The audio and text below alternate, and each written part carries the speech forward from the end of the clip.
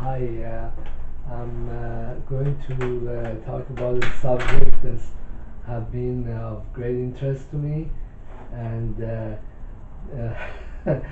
if you had to take some of my other videos with a grain of salt, well, this one you need to have the salt shaker by your hand because the stuff is extremely speculative and it's very subjective. Personal experiences and opinions that you know you may or may not have experienced it. Well, I'm still trying to get my other videos up on the YouTube channel I have. On the internet is all messed up, and I have to go get a cyber cafe. Maybe I can upload them. I have a very nice videos that I already made, and I'm still trying to figure out what has gone wrong with our internet. Um, I think that the internet in the United States is very much controlled, and there is just a lot of spying going on. Well, I was in the public library, and I was trying to see how I could use public Wi-Fi's, and I became aware that I was being watched, and then there were another incidents.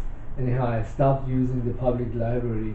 Well, some of the stuff that I say or the videos I make have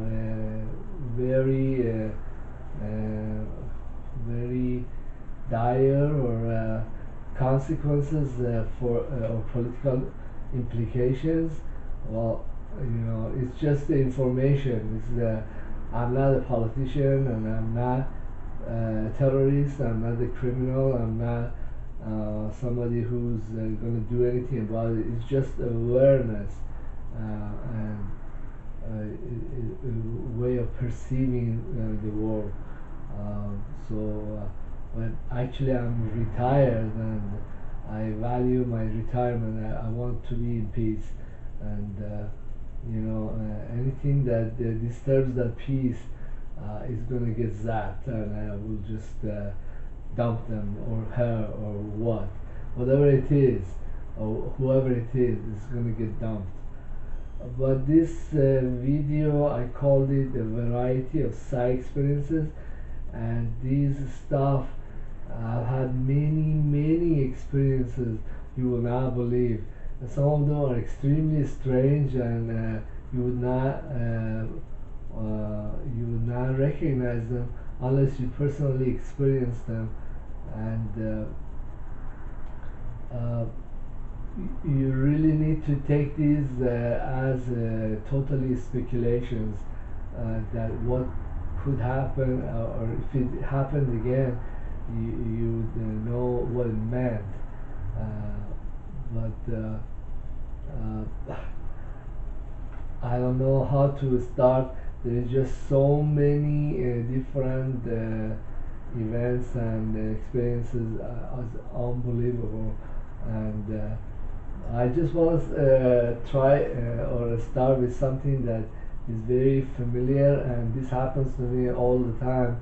It usually, this happens more when I was driving the taxi, but at other times it also happens when like I go around, or I'm driving the taxi and I pick up this chick, and she's very pretty blonde, and we'll do something, and usually what happens at the end is like she dumps me, and I never hear from her, or I get a bad phone number, and yeah, my sentiment is that I want to see her more often, more than just once at least.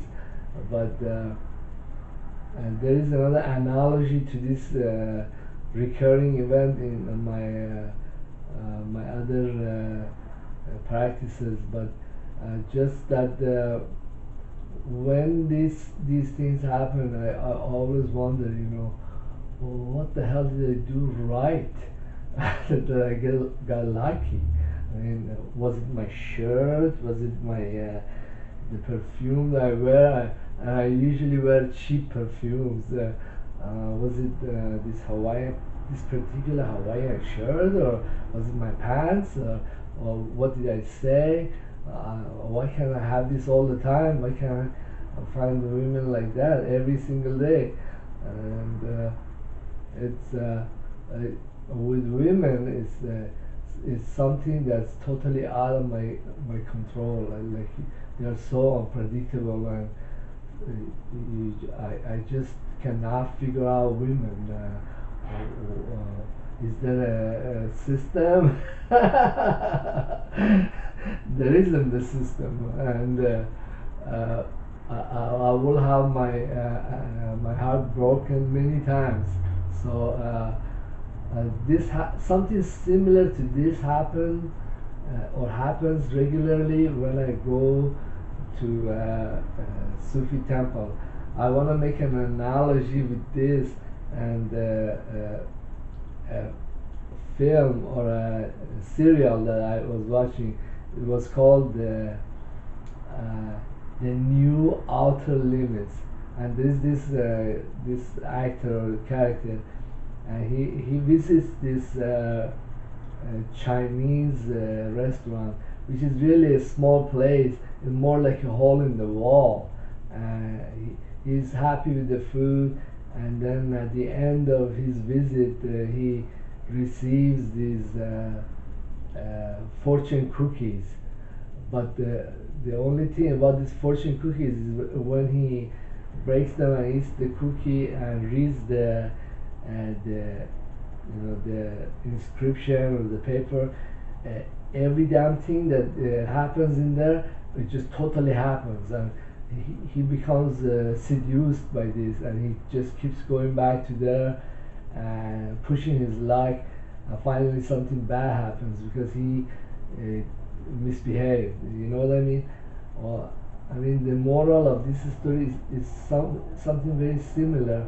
Is that when I go to the Sufi temple and I often have a communion with God or many religious or spiritual experiences, I have no idea how this came about. I mean, especially since I have like a communion with God, it just, when I'm in there, it's just so beautiful. I'm always like begging, please don't kick me out. I'm not done. I want to stay here some more. But it's just like picking up that real nice blonde. You get the idea? Some things are not under my control.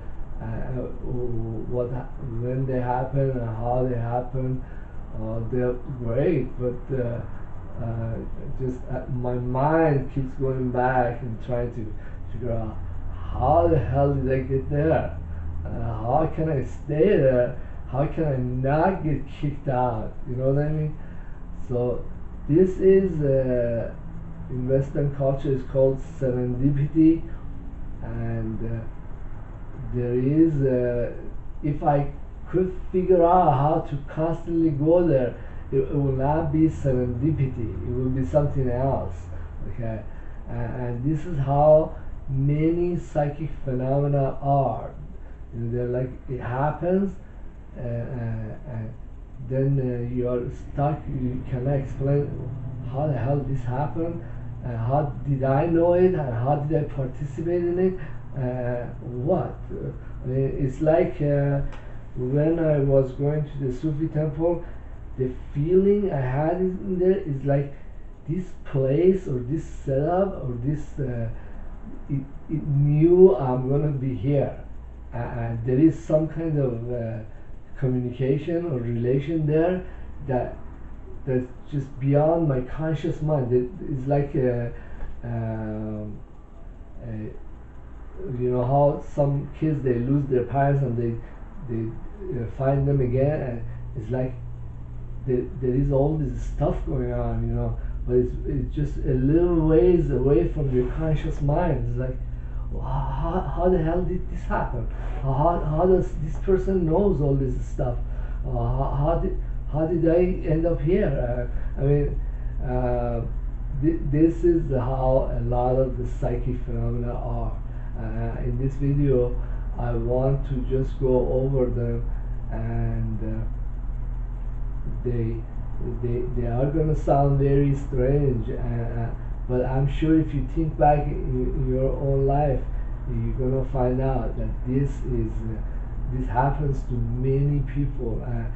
The only thing is that they don't become totally conscious of it. They think, oh, it's just happened because there was some affinity or something like that. It's not true. There are the universe is what made us individually, and we are intimately related. Even though we are not conscious of these relationships, it it, it, it, it exists. Those relationships exist. I want to tell you one experience I've had, and you can find the signs of this in the Christian philosophy and history. There is a concept that's called coming home, like going back to your own essence and all that. I totally experienced this when I went to the Sufi temple. As soon as I went there, and this experience has happened many times, it's like I have come home. I'm like part of the jigsaw puzzle, and suddenly this part it just fit in there. You know what I mean? And this is an experience. It's not an intellectual construct. It's something that actually happens. Okay. There was a scientist. His name was Michael Faraday, and he was studying electromagnetism. He discovered that, hey, when you're studying magnets, there are all these fields around the magnet. It's not just like any piece of iron. It has directions, and when you go away from the field, it weakens. When you go closer, it becomes stronger. And these fields are not the same at the two poles. One is completely opposite of the other one. So this is how he found out about a lot of properties of electricity and magnetism. Well, that's just sciences, but the human, we have fields around them, or auras. Okay, that's an older word for the same thing. We have auras. Okay, so I want to tell you a funny story. I was in college, and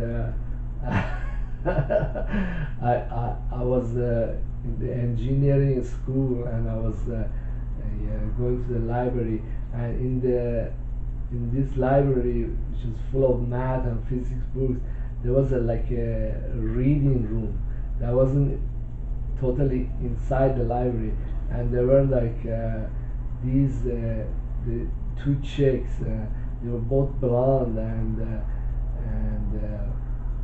they go and study together. You know, they were studying engineering like me. So every time I get out from the library and I go and sit down, and I wanted to study my I think I was studying electric circuits, and there was this chick, you know. Every time I get close to her, I get goosebumps everywhere. I mean, I couldn't deny that there was a very strong attraction to this chick. Okay, so this is a field. This is a psychic experience. It's not just like nothing, because there were other chicks there too. You understand what I mean? There was something going on. It wasn't within my conscious thinking, because I was studying circuits. What was going on in my head wasn't exactly what was going on in a greater reality that each person is. Okay, so you cannot just say, hey, this was nothing. Okay, so I see this as the aura. Okay, like your kid, your mother, your father, different people, they have different auras. Okay, so studying the auras is a form of psychic experience or research, and what I discovered is that what the kind of work a person does or the kind of person they are. Say I'm an alcoholic. Okay. Well, I don't wanna. I'm not admitting to it. Okay. This way of thinking and being, it impacts the aura. Okay. So some a psychic, when he or she is confronted with this aura, he or she has experienced this aura with other people, and she recognizes that, hey, this is this kind of person. I mean, I was working in Laguna Beach. I'm a cab driver. That business is kind of dead right now, but maybe I pick it up later on. So I was playing this game that every time a customer sit in the car, I would make some. I would try to sense this person. Oh, who is this person? What kind of person this is? Okay, and then I would try to verify what kind of person is it. So, for example, I can tell by the aura of a person if he's a judge, if he's like a cop, if he's a drug addict, if he's an alcoholic, or if he's gay, or he's police. Okay, this is a form of seeing. This is a form of psychic experience. Okay, it's not just like nothing. Okay, it doesn't happen with other people. Say you meet somebody and all of a sudden this person is a cop or a detective. Okay, how did that happen? Okay, that's the psychic experience. Okay, you are unconsciously, a part of you is communicating with this person, and they're telling you, hey, I'm like this, and it would take me, to be honest, like within 2 or 3 seconds to totally zero on this person. So who the hell is this person? What kind of person it is? This is a psychic experience. I know many cops, cab drivers, they have this ability, even though they're not conscious of it. Their mental functions are somewhere else. So how much cash I can get, and I need to go get another ride, but that's not all that went on. You follow what I'm saying? There is a lot that goes on, and in fact, we, through our aura, through our fields that's around us, through millions of gestures and ways of looking and body language, we are constantly communicating with each other. We are exchanging millions of pieces of information, even though we are not conscious of it. But if it comes in, it's like a form of natural profiling. Like I profile this person, I know exactly what the fuck is up. I mean, within like seconds, you know what I mean? And this is. I wish this would be the basis of being able to seduce many women, but somehow the women are extremely instinctive. And if you show the remotest kind of interest in a woman, she'll know in a heartbeat. Okay, and if you're not interested in her, she totally knows it right away. I mean, is this psychic phenomena? I tell you, this is psychic phenomena. that most people are not conscious of. Uh, then there is some studies that have been done that these fields, they don't die with the physical body. Uh, there is a book, it's called The Secret World of Plants, and these fields, they extend to all kinds of creatures. They're not particular to human being, okay, and they don't die, they are there, and this is the basis of necromancy and the life after the death, okay. So I have a lot of experiences of seeing my dad, even though he's passed away, because there is a lot of attachment, okay, and the same goes with other necromantic phenomena of seeing the ghost and communicating with you, with them, okay. This is basis. These these auras, they are real. They're not just a figment of imagination. You know, if you tune in them, and there is a lot of information that comes in. Okay. Each kind of animal or creature has their own aura. Okay, and if you watch the aura, and you can also figure out what emotion or sentiment this creature or this animal or this woman or this person has towards you.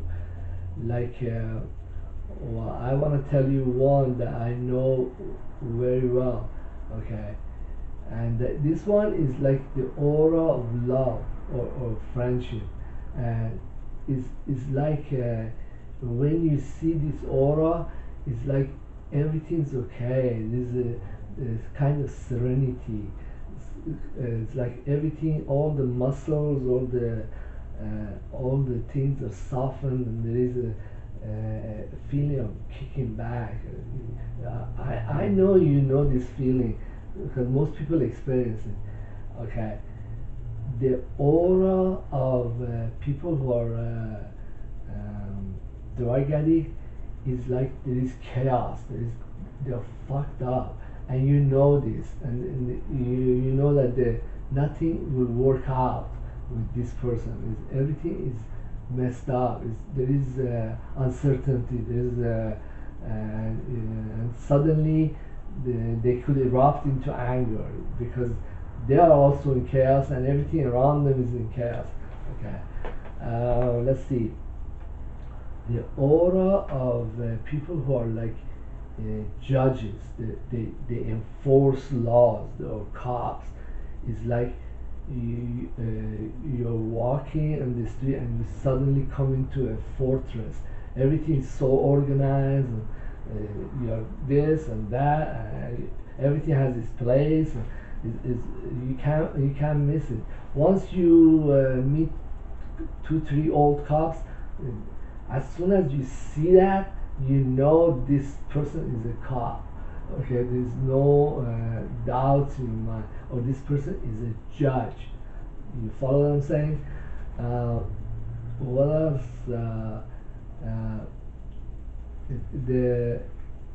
The aura of a chick that she likes you or is in love with you is like kind of like sweetness. It's like there's everything will be fine.